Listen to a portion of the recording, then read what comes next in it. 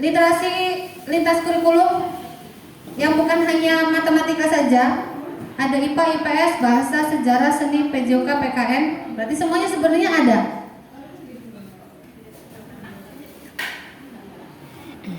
Apakah yang dimaksud dengan pembelajaran? Tadi udah.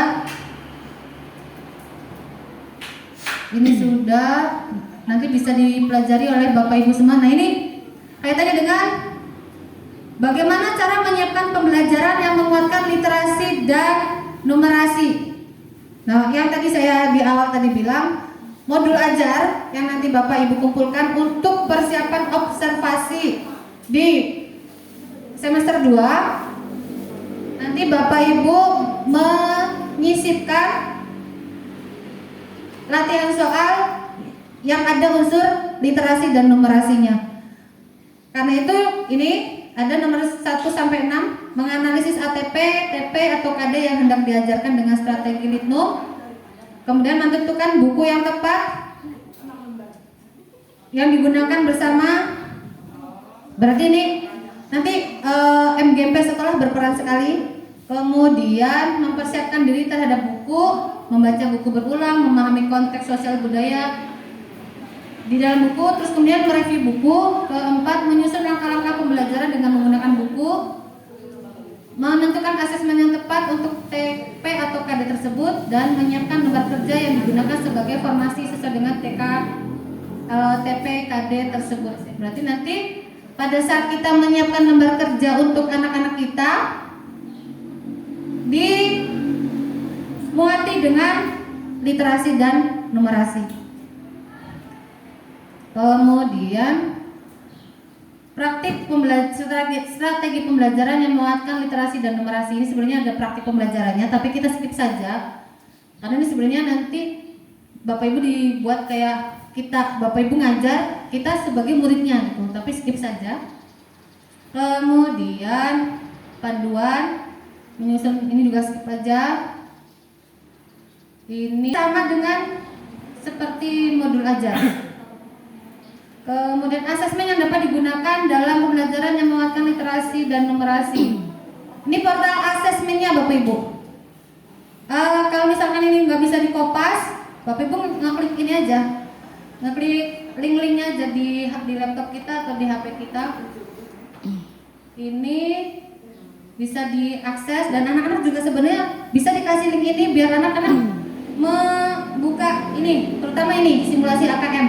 Jadi walaupun nanti yang mengikuti AMBK bukan anak tersebut, tetapi diharapkan semua murid kita mengerjakan simulasi di sini nih.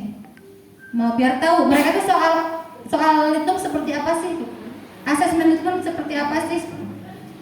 Nah, ini asesmen pedia. Nah, ini bisa dikasihkan ke anak-anak juga ini. Kemudian langkah dalam melakukan asesmen awal, ada 5 langkah, nanti bisa dipelajari lagi di rumah. Kemudian meninjau hasil asesmen untuk merancang pembelajaran.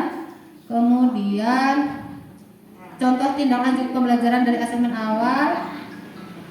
Ini diskusi sebenarnya, tapi udah lewatlah diskusinya, kita skip saja. Ini kalau melakukan asesmen awal, ini ada di PMM. Di PMM Bapak Ibu semua ada asesmen awal. Ini nanti Bapak Ibu bisa memanfaatkan PMM-nya nih, dibuka. Jadi kita sebenarnya diarahkan untuk selalu belajar jam kosong. Kita bisa sambil buka ini, sambil bernafas karena kita habis ngajar di kelas KKO misalkan. Kalau ngajar sementara enggak. Kemudian hasil analisis asesmen di PMM ini ada. Jadi kita benar-benar disuruh belajar atau mengeksplor PMM sedemikian rupa sehingga kita bisa menguasai Litnum yang berkaitan dengan yang ada di sini PMM. Terus level kognitif,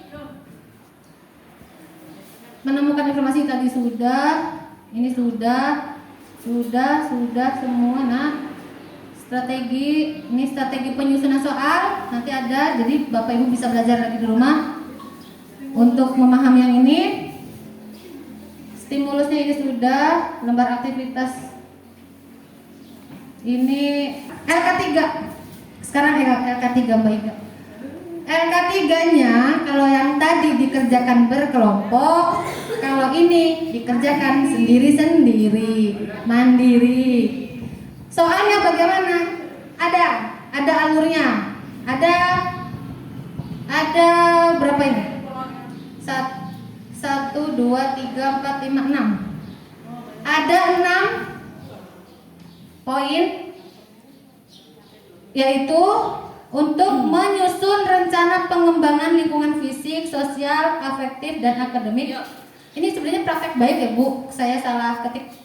Praktek baik pembelajaran berbasis literasi dan numerasi yang meliputi. Jadi ini Bapak Ibu menyusun rencana pengembangan praktik baik pembelajaran dengan unsur-unsur tersebut.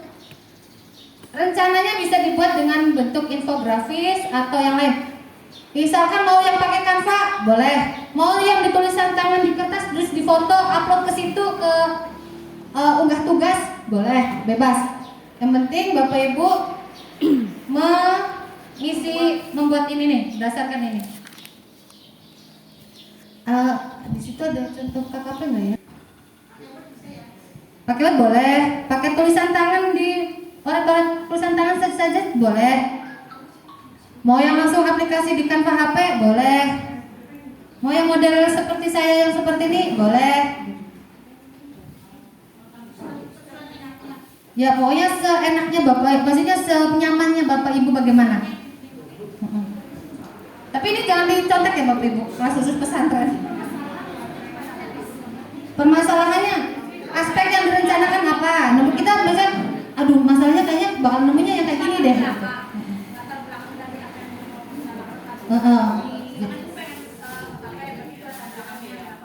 Iya, coba Bu Ida. Ya. Kayak gini, contohnya aspek yang misalkan saya bikin yang untuk KKP mana tadi? Yang gambar KKP.